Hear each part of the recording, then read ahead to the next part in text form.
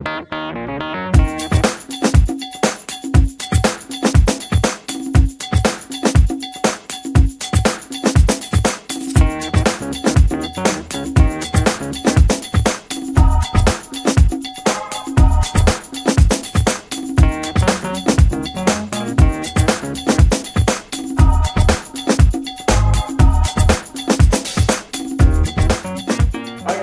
first question you need to ask yourself if you want to become an active investor is whether you have enough time, because whether we like it or not, an active investing approach does require us to look at the markets on a daily basis. It doesn't require us to make a trade every day, but we do need to be plugged in with what's going on. So what I suggest usually is that you have 15 to 20 minutes a day, 3 times a day, so let's say morning, midday, maybe at some point in the afternoon and or in the evening, to be able to catch up with things, make sure your positions are aligned with what you want to do, your risk management process is in order, and of course make a trade or two if you have to. So if you have enough time already to fit that into your life schedule, which actually most people do, which is why I'm such a big advocate of this versus a day trading approach, which really does require you to sit in front of your computer all day. This does fit most people's lifestyle.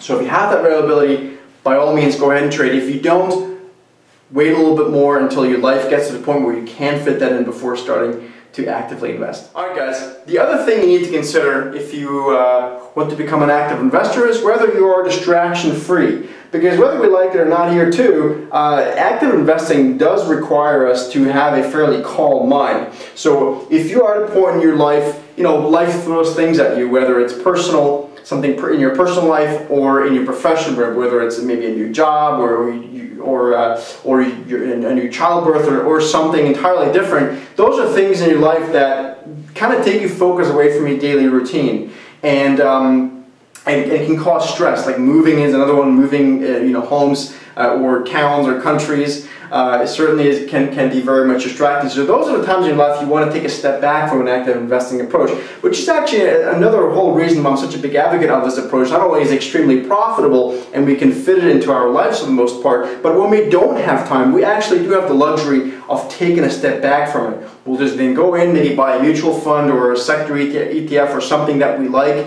and put that on hold for a few weeks or a few months. So if you are at a point in your life where you're distraction free, everything's good, everything's routine, by all means, do the active investing approach. If you're busy right now, if you're moving or whatever's going on in your life, make sure you before you start on an active investing approach, you have those distractions settled so that you can clearly execute an active investing approach.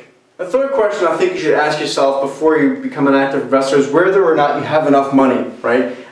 This is not something that your local broker is going to tell you, but someone from a risk management perspective like me, I'm going to give you an honest answer to that. I'm going to tell you, listen, if you don't have, in my opinion, if you don't have at least, say $10,000 is usually the benchmark to invest in cash products, so in stocks, for example, without too much leverage, maybe with options as well.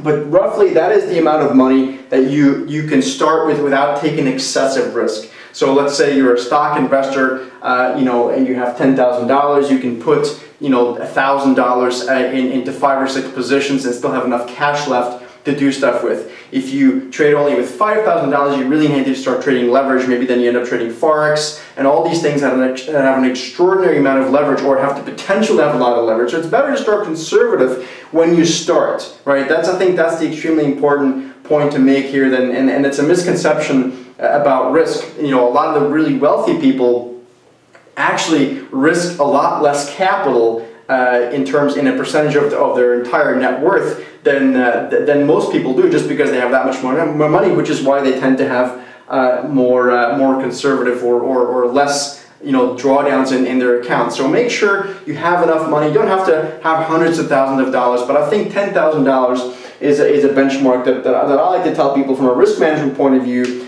is what you should have. So there you are, 3 things you need to make sure to check before you become an active investor.